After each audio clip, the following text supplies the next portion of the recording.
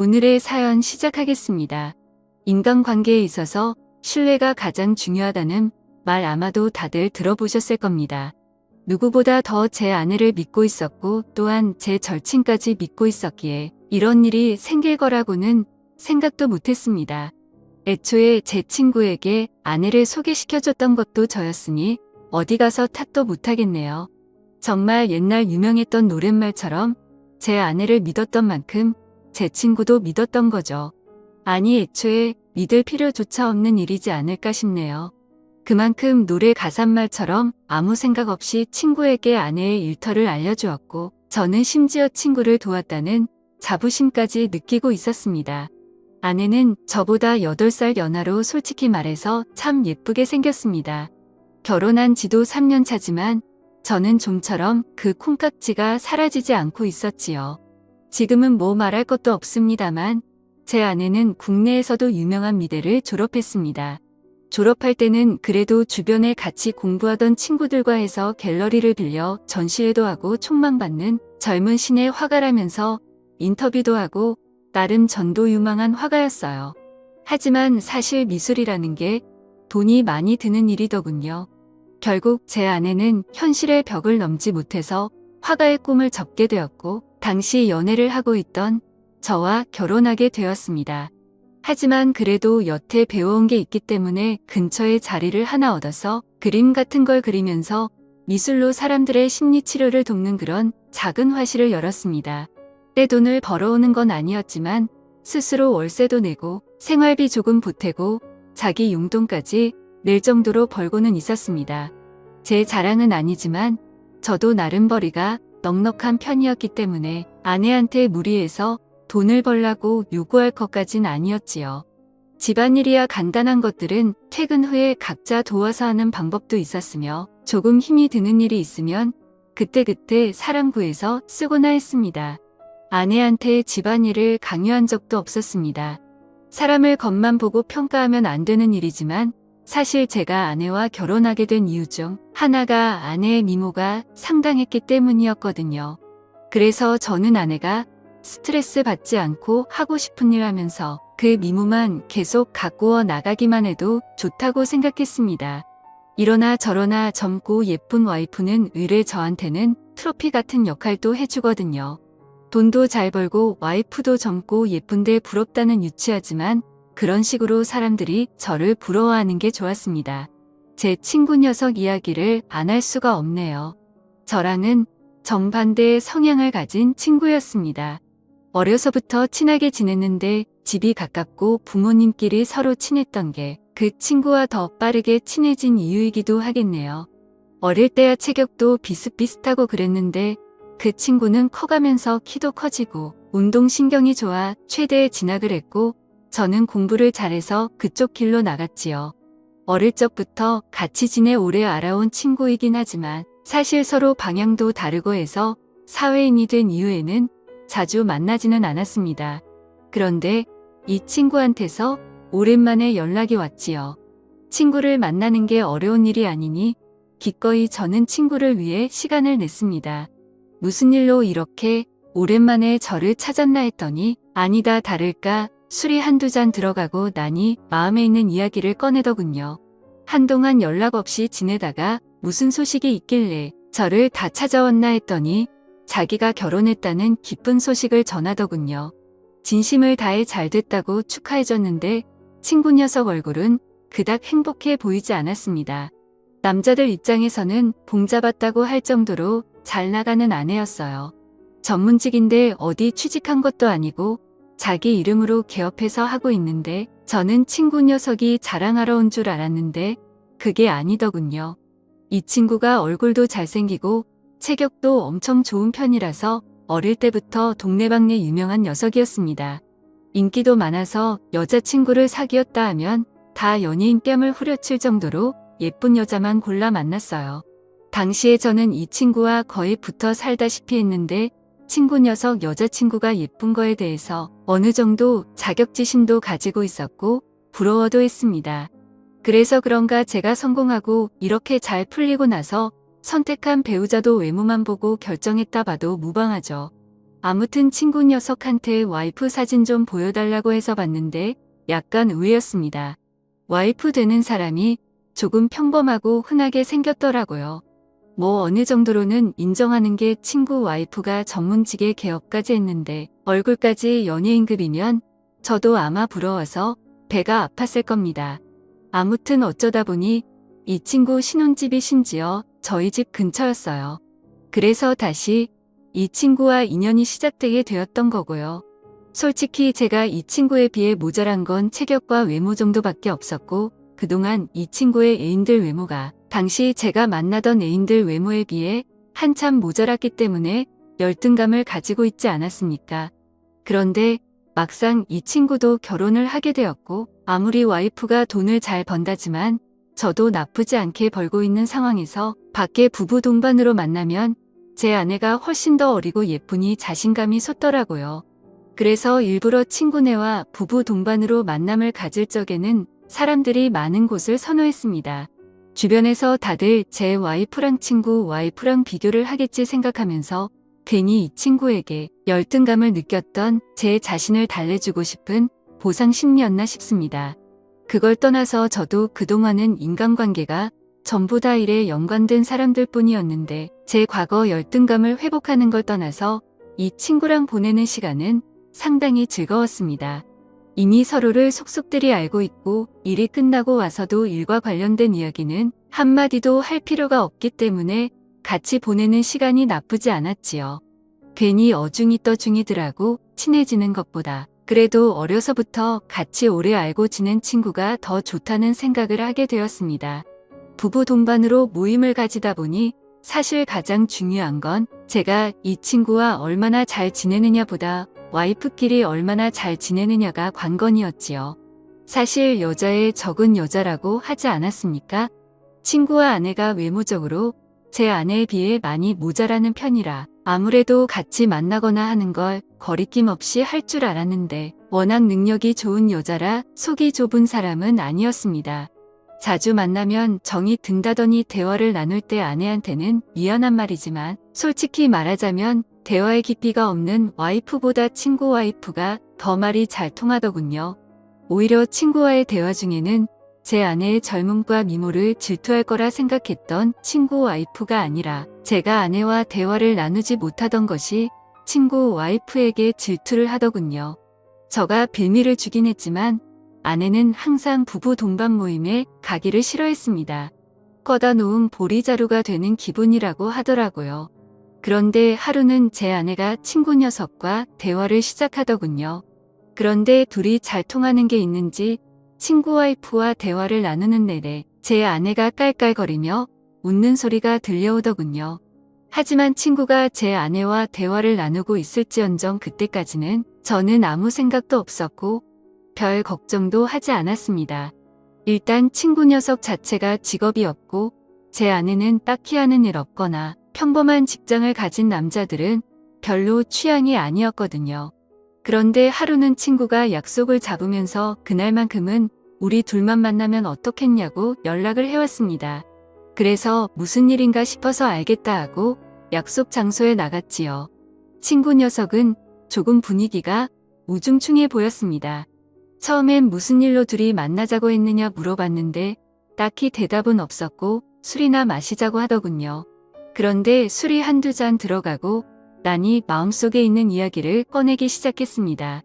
무슨 일이고 하니 친구의 입장은 쟤랑 정반대의 경우였습니다. 저가 어리고 예쁜 아내를 트로피 와이프로 사용하는 것처럼 친구 아내도 외적으로 잘생기고 훈남인 제 친구를 트로피처럼 대하고 있던 거였더라고요. 저도 같은 경우이긴 하지만 여자의 경우는 처음 보는 것 같아서 신기하기도 했고 놀랍기도 했습니다. 그런데 제 생각에는 제 나름대로 제 아내는 제 덕을 보면서 잘 살고 있다고 생각했거든요. 친구 녀석도 와이프가 벌어다주는 돈으로 호의호식하고 집에서 편하게 놀고만 있는데 아쉬울 게 뭐가 있나 싶었지요. 그렇다고 이 친구가 과거에 쌓아놓은 게 많아서 뭐라도 될 만한 그런 녀석은 아니었거든요. 그런데 이 친구는 자기도 자기 나름대로 자아실현을 하고 싶어 안달이 나 있더라고요. 실제로 지 와이프를 설득해서 자금을 받아 사업도 잠깐 해봤답니다. 그런데 그거 망쳤는데 반년도 걸리지 않았다고 합니다. 그때 사업 망쳤는데 반년도 걸리지 않았다고 하고요. 어쩌다가 제가 여기 살고 있다는 걸 통해 알게 돼서 자기가 저한테 먼저 연락을 한 거라 하더군요. 뭐 그래서 한참 친구 녀석이 주저리 하는 걸 들어줬습니다. 요는 자기는 전업주부를 하는 게 싫은데 사업도 망쳤고 요즘 자신감도 없고 하는 일마다 외롭고 너무 힘들다는 겁니다. 아마 처음 다시 재회해서 결혼했다는 소식을 전할 때 그때도 얼굴이 행복해 보이지 않았던 게 그것 때문이었을 거라는 생각이 들더군요. 하도 우울해하니 조금 안 돼 보이기도 했습니다. 그리고 그때 제가 실수를 하게 된 것이죠. 제 와이프가 미술로 하는 심리치료를 하고 있으니 친구한테 거기를 한번 다녀보면 어떻겠냐고 권했어요. 아내도 딱히 그 일을 하면서 떼돈을 벌고 있는 것도 아니고 한때 친구 녀석 한번 받아보게 하고 경과를 본 뒤에 그걸 계속하게 둬도 될 만한 건지 판단해 볼 생각이었습니다. 친구는 처음에는 꺼려하더라고요. 자기가 미술이랑은 담사코 지내던 사람인데 그거 한다고 어디가 나아지겠냐면서 말이죠. 그렇게 한 사코 거절하던 친구를 기어이 저는 아내의 곁으로 보내버린 거였습니다. 일주일이 지나고 몇 주가 지나고 한 달이 지나고 그러면서 종종 친구를 부부 동반으로 만나거나 따로 둘이 만나거나 했는데 이 친구가 목소리부터 자신감이 있는 게 몰라보게 달라지고 있던 겁니다. 가시적인 경과가 있어서 내 아내가 얼굴만 예쁜 줄 알았는데 능력도 있었구나 하면서 다시 보게 되었지요. 친구 녀석도 이제 주눅 들어있지 않고 목소리도 크고 하니까 부부 동반으로 모이는 모임이 점점 더 즐거워졌어요. 그렇게 저는 아무것도 모른 채 시간만 흐르게 가만히 두고 있었지요. 결혼 기념일이 되어서 아내한테 깜짝 선물을 해주기 위해 준비를 했습니다. 꽃다발 손에 들고 회사에서도 일찍 나와 아내의 화방으로 향했습니다. 오랜만에 왜 그렇게 로맨틱해지고 싶었는지 모르겠습니다. 왜냐하면 아내 몰래 화방에 도착해서 문을 열었을 때 제 눈에 펼쳐진 건 두 마리의 짐승이 따로 없었습니다. 그 두 사람은 바로 제 아내와 제 친구의 모습이었거든요. 너무 충격을 받은 나머지 저도 모르게 살금살금 들키지 않게 뒷걸음질 쳐서 나왔습니다. 원래 그 자리에서 그 두 사람한테 호통을 치고 무릎을 꿇려도 모자랄 판인데 그럴 용기가 나질 않더군요. 오히려 그 상황에서 내 아내는 사실 나보다 내 친구와 더 잘 어울리는 게 아닐까 싶었습니다. 두 사람이 같이 있으니 선남선녀라서 그런가 한 폭의 그림 같다는 생각까지도 들었어요. 장소가 장소니만큼 그 두 사람은 갤러리 안에 전시되어 있는 현대 미술 같은 한 폭의 작품 같았습니다. 하지만 머리가 너무 아파왔어요. 집에 아무 일도 없었다는 듯이 퇴근 시간에 맞춰서 집에 돌아왔는데 아내는 그새 머리도 단정하게 빗겨져 있었고 그냥 천상 남편보다 일찍 일 마치고 돌아온 평범한 가정주부의 모습을 하고 있었습니다. 심지어 얼마나 친구 녀석과 좋았는지 그날이 결혼 기념일인지조차 잊고 있더군요. 두 사람의 결정적인 증거를 만드는 건 누워서 코 푸는 것보다 쉬운 일이었습니다. 매일 갤러리에 출근하는 와이프와 매일 자기 와이프가 출근한 사이 집에만 있는 제 친구 녀석. 둘이서 언제 뭘 할지는 잠복해서 현장을 덮치는 것보다 알기 쉬운 일이었지요. 하지만 이대로 끝내버리기에는 뭔가 아쉽더군요. 친구에게 배신당하고 아내한테까지 배신당한 거나 마찬가지인데 이대로 그냥 소송전으로 이어진다고 해봐야 그렇게 끝날 일인 거지요. 그래서 저도 제가 당한 상처만큼 친구에게 똑같이 돌려주고자 했습니다. 친구 와이프에게 개인적으로 연락을 해서 바쁘신 거 알지만 낮에 잠깐 시간 좀 내주실 수 있느냐 물었지요. 자기 이름 걸고 하는 전문직이라 낮에 시간이 내기 힘들었을 텐데 그녀는 흔쾌히 제 부탁에 응했습니다. 부부 동반 모임할 때보다 출근할 때 더 화려하게 꾸미고 다니는 듯 싶더군요. 한껏 멋을 내고 온 그녀는 많이 긴장되어 보였습니다. 그녀와는 정말 아무것도 모른다는 듯이 인사를 하고 개인적으로 궁금한 게 있어서 연락했다고 이유를 끝까지 숨겼습니다. 제 차를 타고 이동하다가 아내가 운영하는 갤러리에 제가 뭔가 두고 온 것 같다고 말하고 잠깐만 거기를 좀 들러야겠다고 했어요.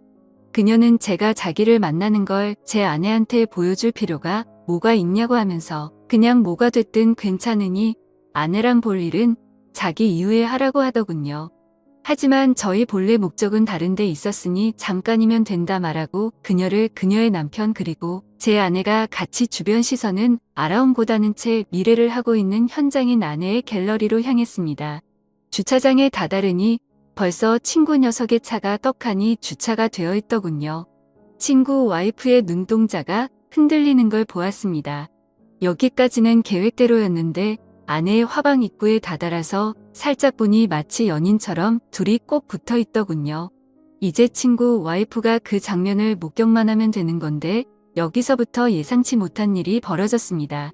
친구 와이프가 분명히 그 장면을 봤는데도 제 손을 잡아 끌더니 저게 뭐가 중요한 일이냐고 하면서 저보고 은근 유치한 구석이 있다고 하더군요. 그리고는 현장을 같이 덮치는 게 아니고 저보고 빨리 나가자고 하는 겁니다. 두 사람은 두 사람의 시간이 있는 거고 우린 우리끼리의 시간이 더 중요한 거 아니겠냐고 하면서요. 그러더니 그럴 게 아니라 자기도 사무실에 문만 잠그면 아무도 모른다고 혹시 오늘 보자고 한 이유가 고작 이거였으면 똑같이 갚아주면 되지 않겠냐고 하더군요. 더군다나 그녀의 사무실은 통유리도 없는 데다가 손님이 온 경우에는 사무실에서 응대를 하기 때문에 의심받을 일도 없다는 겁니다. 정신을 차리고 나니 이미 저는 그녀와 돌이킬 수 없는 실수를 저지르고 말았습니다. 아내와 친구에게서 느낀 배신감 때문도 있었겠지만 이 경험은 참으로도 값지고 귀한 경험이었습니다. 남들에게 저의 능력을 과시할 트로피 와이프의 존재가 아니고 진정한 사랑을 찾은 것 같았지요. 그동안 부부 동반 모임을 가지면서도 말도 잘 통하는 사람이라고 생각했던 그녀가 사실은 제 옆자리에 더 어울리는 사람이고 두 사람이 같이 있으면 시너지 효과가 날 것 같은 그런 기분이 들었습니다. 하지만 내내 강한 모습을 보이던 그녀는 무언가 얼이 빠진 사람처럼 어디라고 말할 수 없는 어느 한 곳을 멍하니 응시하고 있더군요. 그녀의 존재가 순간의 충동이라는 생각이 들기도 했지만 지금 당장 제 마음을 그녀에게 전하지 않는다면 그녀 또한 흔들리지 않겠나 하는 생각이 들었습니다.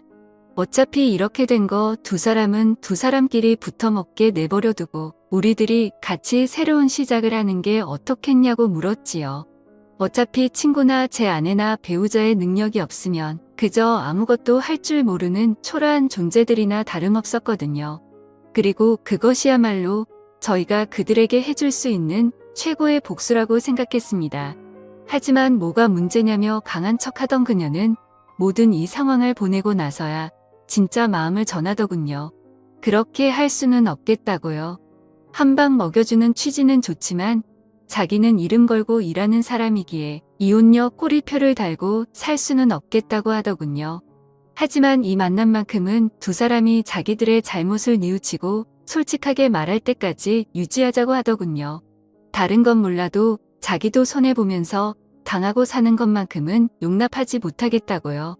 결국 고양이한테 생선을 맡겨 저는 저의 자존심이나 마찬가지였던 아내를 친구에게 넘겨버리고 말았습니다. 하지만 아쉬움은 남지 않네요. 본의 아니게 이렇게 어긋난 만남이 되어버리긴 했지만 저는 덕분에 인생의 중요한 교훈을 얻은 것 같습니다. 그리고 고맙게도 친구와 아내는 계속해서 만남을 이어가려는가 봅니다. 저들 딴에는 아직도 저희가 아무것도 모르고 있다고 생각하고 있는 게 아닌가 싶어요.